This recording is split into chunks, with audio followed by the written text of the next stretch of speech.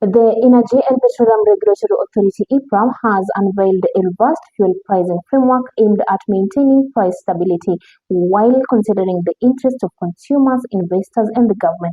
As a result, fuel prices could increase by up to 7.8 per litre in the coming months under the new pricing regime. Our reporter Florence Simiyu now reports.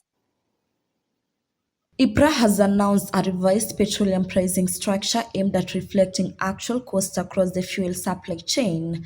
The new model, developed after extensive consultations, considers key factors such as taxation, transportation costs, exchange rate fluctuations, and global oil prices. The last review was conducted in 2018, and since then, economic changes, including inflation and the depreciation of Kenyan shilling, have necessitated an update. It is important that we reflect the market realities of today in the price-regulated environment.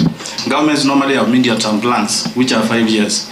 So again, because a lot of fundamental issues in the economy may change, that's why it's important to review after every 5 years. One of the major findings from the review highlighted the impact of fluctuating global oil prices and exchange rate instability. Epra stated that the shifting from open tender system to government arrangement with ADNOC and ENOC had stabilized fuel supply but led to higher premiums. Additionally, the authority is working on improving demand forecasting, particularly for LPG and kerosene, and adjusting transportation costs, which have remained unchanged since 2010. Fuel prices are set to rise by as much as 7.8 Kenyan shillings per litre in the coming months.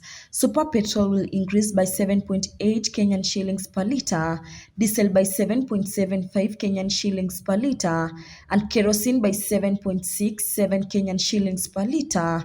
Epra assured Kenyans that the hike would be faced to caution them from economic shocks. The increase in super petrol prices mainly due to 7.12 Kenyan shillings rise in the margin for oil marketing companies and a 0.64 Kenyan shillings increase in transportation costs. The review also touched on infrastructure investments, including pipeline expansions and storage facilities, to improve fuel distribution efficiency in Kenya and the East Africa region.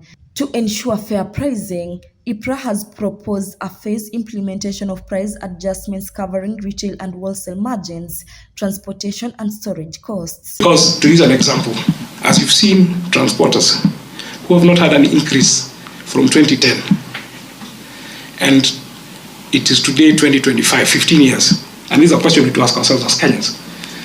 If those businesses close, it is your brother, it is your sister, it's your relative, it is a Kenyan who's going to lose a job, isn't it?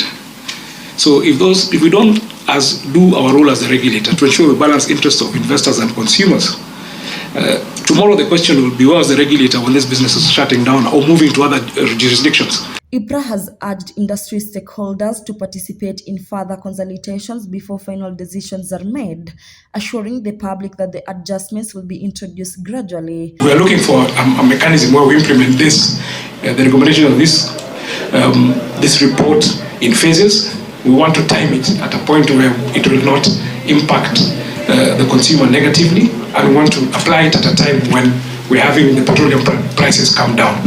We are seeing international Platts prices, which are not within our control, starting to come down.